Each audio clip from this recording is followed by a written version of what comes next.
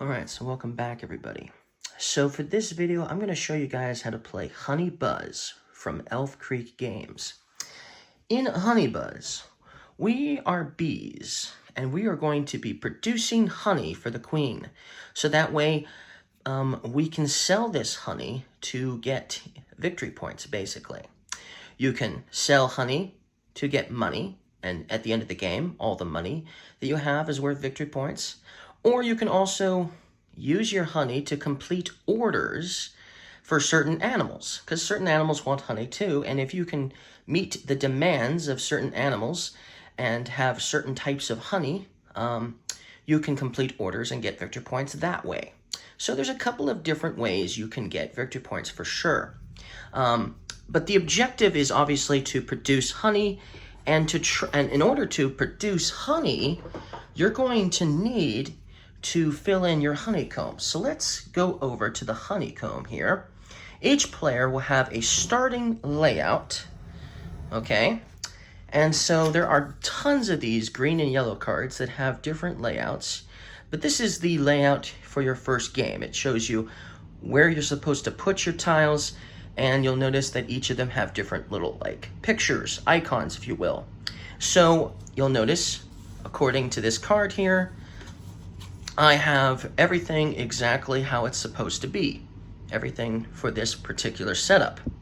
Now, in this game, we're going to be collecting tiles. So let me take this tile here. We're going to be collecting tiles and trying to basically build little honeycombs, if you will. Now, when we place a tile, the tile has to be touching yellow has to be touching yellow. So, for instance, if I wanted to put, and you'll notice, we've got yellow here, we've got red here, we've got white, we've got yellow, and we've got red. So if I did something like this, for instance, that is an illegal placement because red is touching red. So we can't do that, obviously. If I was to do something like this, once again, that's an illegal placement because now yellow is touching red. So that does not work. If we were to do something like, for instance, like this, once again, white is touching red. Or, for that matter, if we were to do something like this, white is touching white. That's, once again, an illegal placement. So when you place these, you're going to have to place them so that yellow is touching yellow on all ends. So if you're building up a honeycomb and it's going to take more than a few tiles, you're going to need to have yellow touching yellow. So, for instance, I could do something like this, for instance, as a for instance. Now, you'll notice we have two empty cells here. So the object of the game is actually to build empty cells, okay? So I've actually built two on the same turn, and that's allowed. You can build two on the same turn, it's possible. But when you build an empty cell, then you can start placing out certain tiles here to fill them in, basically. And these will help you produce the honey that you need, okay? So, let's just say I don't want to grab these right now. So actually, let's explain the flow of the game now. Now that you understand how the layout of your honeycomb, of your play area is going to look like, let's explain the flow of the game next. So let's go back over here. So, we each start with one worker bee. And on our turn, we're allowed two actions. I mean, one of two actions. We can either place a honeybee to form a bee line, place a honeybee at one of these locations. It can be here, it can be here, it can be here, it can be here, or it can be here, okay? And that is called taking a tile. So we just take one of the 6 tiles with a bee. That's one possible action. The second action is recall your workers. Now, if it's your first turn of game, you won't have any workers to call, so you would definitely have to take a tile. But then, on your next turn, if you only have one bee at the beginning of the game, then you have to recall your worker. So you're obviously going to want to get more bees, so that way you can take more actions and you don't have to keep recalling workers all the time, because you want as many actions as you can get. So what's a way to get more worker bees? Well, one of the tiles that you can get is if you put a worker bee here, you can take this tile here. This will help you get new worker bees. However, simply taking it doesn't necessarily mean you're going to get a new worker bee right then and there. It's going to be dependent on how you placed out your honeycomb. So let's go back to the honeycomb once again. Okay, so let's say I was to put this one here like that. That would actually complete this whole segment, okay? This entire segment would be completed. Then I would get to perform every action that is adjacent to this empty cell. So I could take these two actions here, and I could take this action. So let's explain these two actions here. These two actions are the same one, and I get to complete each of them because I get to complete each of them. Now, if you ever complete two empty cells at the same time, and you have one of these icons touching both of the cells, you still only get to activate that one in particular once. Even though it was touching two empty cells, you still only get to activate it one time. So make mental note of that. But yes, I could take this one once, and I could take this one once. What does that do? Well, it's going to get me 2 more worker bees. Okay, now I don't get these worker bees right away. They will go onto this board here, like so. Then the next time I take the recall workers back, not only do I get this worker bee, but I get these as well. So that's one of the ways you're going to get more worker bees. That's the way you're going to do it. Okay, so that's one of the possible actions that you could take. For instance, this one here is the decree action. The decree action actually lets you do one of your choice of 5 different actions. So even though there are 6 tiles, there's only 5 different actions that can be produced with this thing here, with this honeycomb, okay?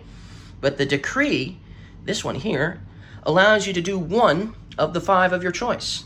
So it could be advantageous having these, okay? So how do you get more of these decrees?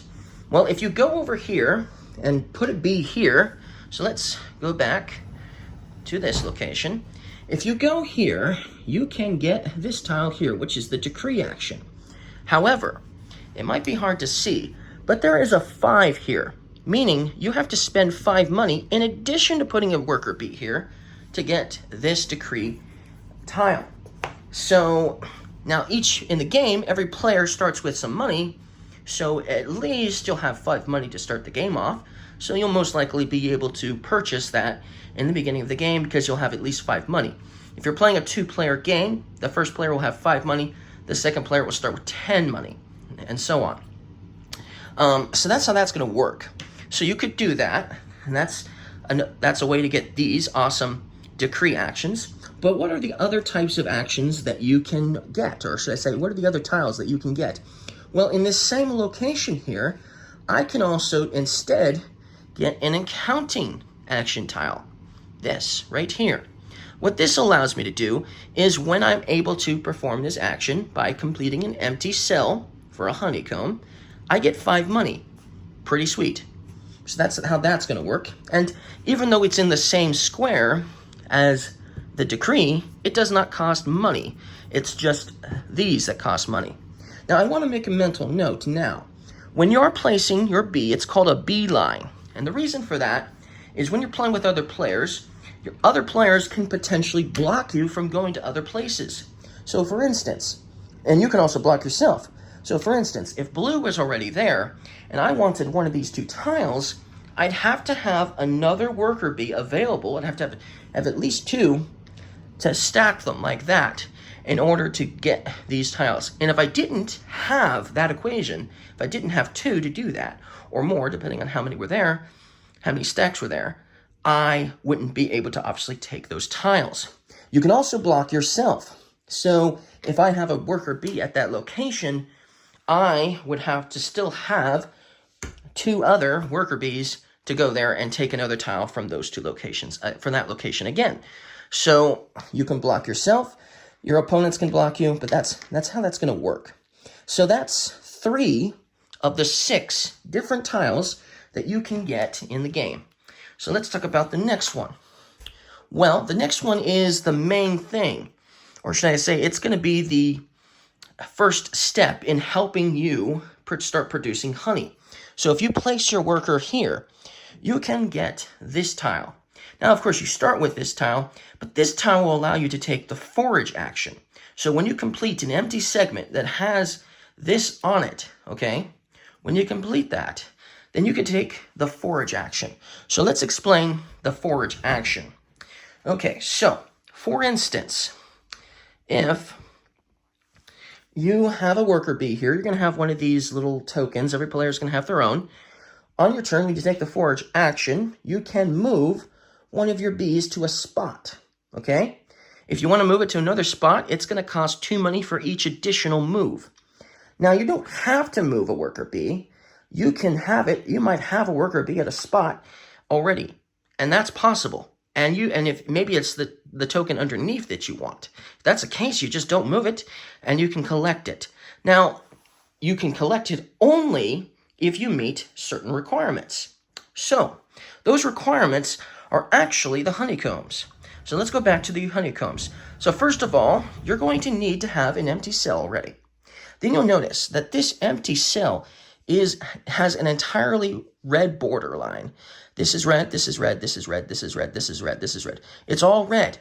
So that means you can only go for certain honey, or certain honey tokens anyway. So I could go for the wildflower because it has an all red border. That means if I want other types of honey, I'm going to need to have a different layout. For rosemary, it has to be something like this. It has to be four red barriers, basically, and then 2 white ones like that. And I can get rosemary. If I want cherry blossom, it has to have 2 red on this side and 2 red on that side with 1 white and 1 white between the 2 on each side, like so. And then if I have an empty cell that, has that kind of equation, then I can get a cherry blossom.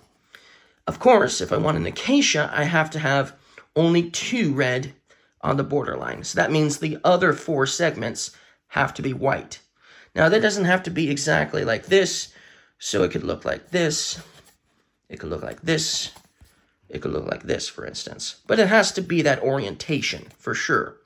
So obviously, you're going to be foraging and trying to get certain honey, because obviously you won't be able to get whatever you want. You're going to obviously be looking at your honeycomb and be like, oh, I need wildflower for sure.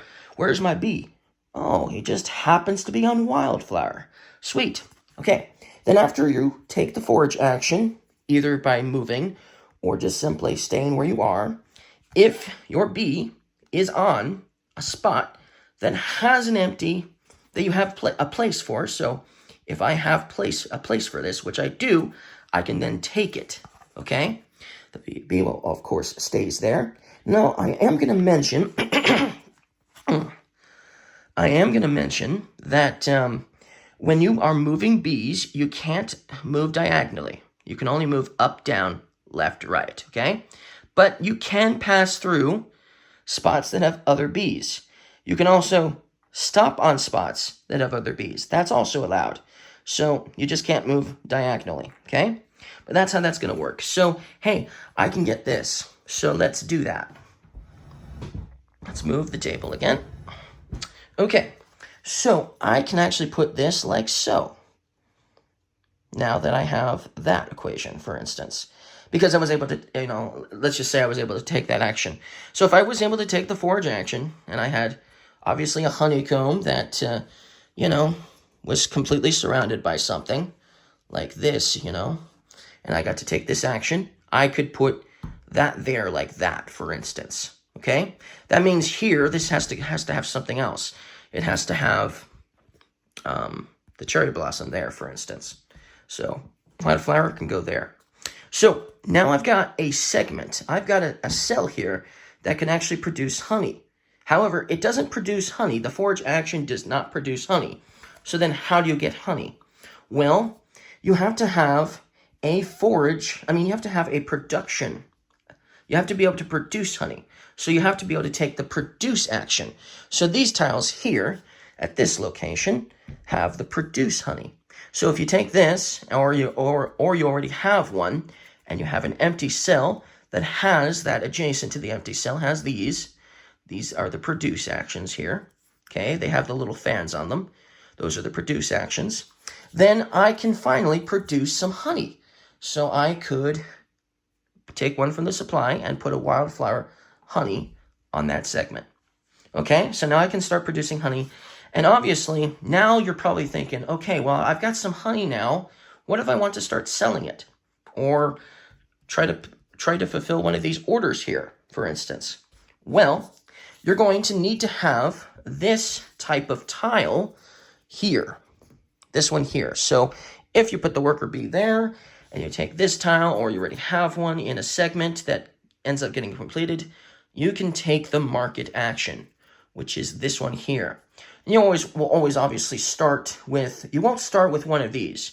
This is not a starting tile. So if you want to start working on selling honey because you've produced some honey, you're definitely going to need to get some of these tiles for sure. But then once you have an empty segment that allows you to take that action, that has that adjacency of the market action adjacent to that empty segment, then you can do one of two things. You can complete an order. So if you have the exact equation of what is available, so for instance, this raccoon here, I have half the equation of it already. I would just need a cherry blossom. Ooh, and we mentioned that if I placed a special tile down, certain tile down in a certain way, I could easily start working on cherry blossom and get this guy his honey, this raccoon, okay? So that's how that's going to work, and then that would give me 7 points at the end of game, okay? And we got a possum here, we got a fox here, for instance. So there's a few different choices to choose from depending on which route you're taking. That's one of the ways you'll get victory points, but the other way is by selling honey. Now, when you sell honey, you're only allowed to sell one type per action. So, for instance, if I had one of each of these, I'd only be able to sell one. If I had 4 of each, right? I'd only be able to sell one. But if I had if I was producing tons of this wildflower, I could sell as many as I have that I've produced, that are obviously sitting on my play area, produced. I could sell as many as I want and obviously get a ton of money that way. So this wildflower in a 2-player game would be here. So this would be the equation, exact equation, okay? So I could, for instance, I could use that to basically get 5 money. I could sell 1 to get 5 money. If I had 2, I could get 10 money by selling it. But then after my turn is done and I've, sold the honey, this will cause that to move down, okay? So every time you sell honey, it's going to cause these to move down. So that means they're going to get less and less money. So this is kind of the sweet spot. Acacia is worth 7 money. But if you're playing if you're playing more than 2 players, it could be worth 8 money. But as they go down, they're definitely going to give you less money as you sell more honey. Now this is pollen. Now pollen has several different colors, but ignore all the different colors of pollen. There's no difference in different colored pollen in this game. The way you collect pollen is actually when you take the forage action. So if you ever stop, if you ever stop on a segment that is empty on if you take the forage action, whenever you take the forage action and you stop at a spot that is empty, that means you can get a pollen. So let me get some pollen. That means you can get 1 pollen for doing that, okay? If you stop at a spot but can't take the corresponding tile because you don't have an empty cell to place it in, okay? But you have your bee at a spot, but you can't take that.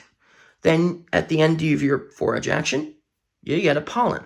So there's nothing wrong with taking the forage action. You can still get something for your trouble if you can't get anything. If you can't get any honey tokens, you can still get something for your trouble. And you can even sell pollen. So if you've got a few pollen that you're just kind of holding on to, right? You've got a few pollen. You can sell any number of pollen and get that much money to start the game off. 6 money. And then, of course, if you do that, then that will cause that to go down 1 every time you do that. But, hey, you can make some victory points, or should I say money, okay? Like I said, you're going to do money for a couple of things. You're going to spend money if you want these decree tiles, which cost 5, right? If you want to move your bee a bunch of spots to get to a certain spot, then it's going to cost 2 additional money for every time you do that. So that's 2 reasons why you would spend your money on something, besides using the money to get victory points at the end of the game. So that's how pollen's going to work. That's basically how the forage action will work.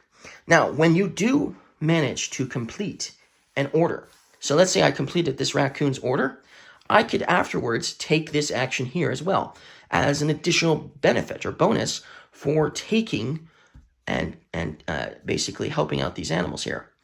And this is the forage action. So I could take the forage action after I do that.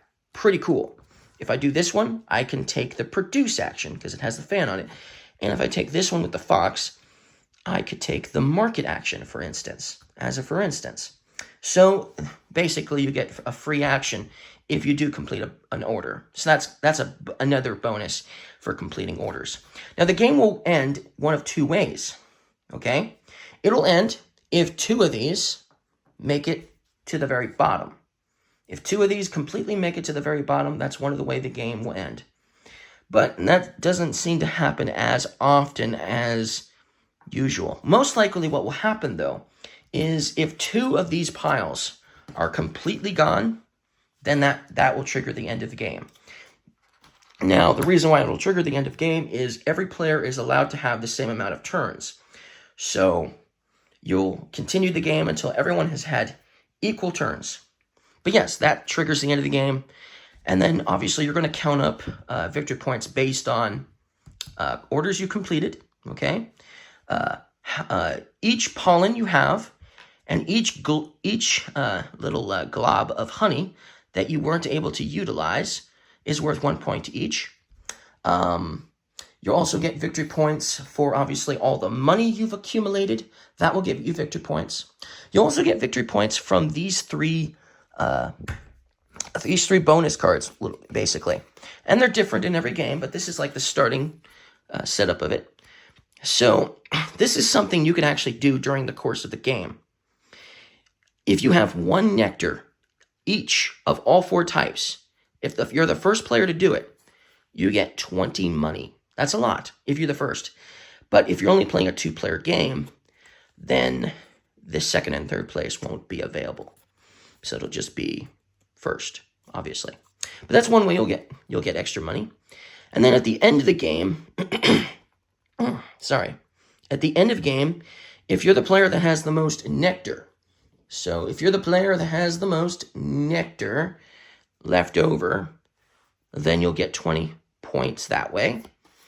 And for this particular first game, if you're the player that has the most orders satisfied, then you'll get 20 points that way. Now, if you get a tie, if you're playing a 2-player game and each player had 4 orders completed, for instance, or 3 orders completed or something like that, then what's going to happen is you're going to basically each share the points. So you're both going to get 20 points if that was to happen. Okay? If you're playing a 4-player game and that happens to let's say that happens to the first players and they tie for first, then the second player does not get 10 points. The second player would then get 5 points, for instance. And then the third and fourth player wouldn't get anything at all. But that's another way you'll score extra points at the end of the game is with those bonus cards. And there's lots of those, of course. So I think I explained it pretty well. I think, for the most part, I explained everything that you would need to know in order to play this game. Obviously, we've got these 4 things to help you remember what type of honey that you'll be able to produce next, based on what you have, obviously. We talked about each one of these actions and what they do. Remember, Decree does everything of your choice, or should I say it does one thing of your choice of the other 5. Counting just gives you money. Market allows you to sell stuff or take care of orders. Produce allows you to produce, obviously, more. So I guess I didn't talk about produce. That's the only thing I didn't talk about. That was what I was forgetting. Okay, so now, before I forget, before I forget, this is why I went over it. This is why I did a review, because I thought I might have been forgetting something. Produce. So the produce action. When you're able to take the produce action in an empty cell, okay, then what you're going to do is you have a fan. This fan is going to go somewhere. So let's say if I was to put this fan here, okay, everything adjacent to the fan. So if I had an empty segment that had, or should I say, let's say I had a cell here, but it had something on it. I had a token there. And I had a cell here, and I had a token here. I could produce one honey on each of the locations. So let me just get a few things. So let's say it was like something like this, for instance. Let me grab another one to kind of demonstrate what I mean. So, and then I need an acacia for this one, as for instance, and I'll need a rosemary for this one, for instance. Now let's say I had something like this exact equation, and I put the fan here. That means every adjacent spot that has no honey on those little segments would produce honey. So that's what the produce action would do. So the produce action would give me a wildflower honey glob, and it would give me an acacia honey glob, and it would also give me a rosemary. And this is what the cherry blossom looks like. So that's how you would produce honey. When you take the produce action, that's how you would do it. Now, if, for instance, I was to put this fan here, and there was already honey on each one of these, you'd get nothing, okay? You cannot put multiple honey on top of honey. So they can only produce one glob of honey at a time. So you're definitely going to want to spend them or complete orders as soon as possible so you can get back to producing again, right? But basically, that's how the produce action is going to work. And remember, when you complete this order, you would get to do the produce action that way as well. Also, one thing I'll also mention, when you call back your workers, one other thing that will happen when you call back your workers is you'll get to move your token on the forage track if you want to when you call back your workers to another spot. However, this does not mean you're taking the forage action, okay? You're not taking the forage action when you're calling back all of your workers. You're not doing that. But it is going to help you get to where you need to go. If there's something you need and it's far away, this will help you get there a little faster without having to spend the money to get there faster. That's one additional thing you may do. Of course, you won't get pollen either. It's just, like I said, a way to strategically get your bee to a spot there in the forage spot. But basically, that's how that's going to work. So I think I did get everything explained. We thankfully did not forget anything, I don't think. So I thank you guys for watching this video. I hope this helped you out. And I'll see you guys again next time. So that's how you play Honey Buzz.